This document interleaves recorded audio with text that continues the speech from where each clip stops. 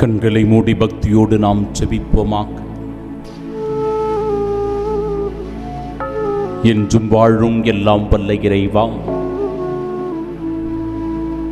தூயாவியினுடைய வல்லமையில் நாங்கள் ஒவ்வொருவரும் எங்களுடைய ஊனியல்பை களைந்து பரிசுத்தமாய் வாழ வேண்டும் என நீர் திருவுளம் கொண்டிருக்கிறீர்.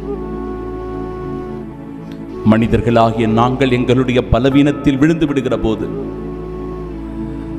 இந்த உடலுக்கு எதிரான பாவம் செய்கிறோம். உடல் இச்சைகளினால் ஆண்டவரே மீண்டும் மீண்டும் பாவக்குழியில் விழுந்து கிடக்கிறோம். இந்த பாவக்குழியிலிருந்து எங்களை கை தூக்கி மேலே விடுவிப்பவர், எங்களுக்கு விடுதலை வாழ்வை தருகிறவர் நீர் ஒருவரே ஆண்டவரே. உம்மையே நாங்கள் நம்பி இருக்கிறோம் அப்பா. உம்மையன்றி எங்களுக்கு வேறு துணை இல்லை.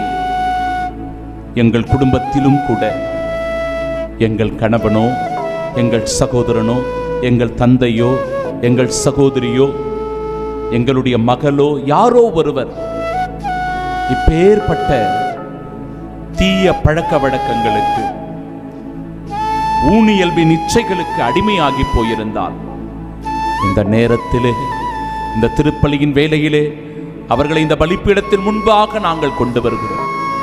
அவர்களுக்காக ஜெபிக்கிறோம். அவர்கள் மனம் மாற வேண்டும்.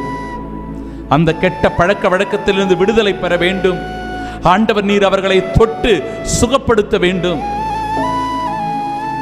அப்பேற்பட்ட அருளுக்காக இந்த வேளையில் ஆண்டவரே உமது ஆவியின் வல்லமையை இறைஞ்சு வேண்டுகிறோம் அப்பா.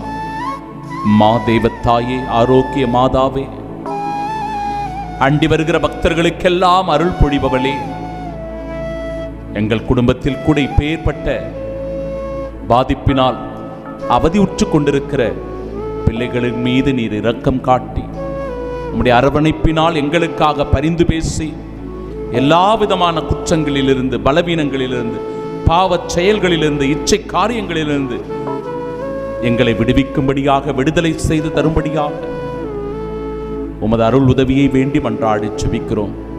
இந்த நாளின் ஆசீருக்காக, இந்த நாளின் பாதுகாப்பிற்காக, நாங்கள் செய்கிற ஒவ்வொரு செயலிலும் எங்களுக்கு நீர் வெற்றியை தந்து உமது அருள் புரியும்படியாக மன்றாடுகிறோம்.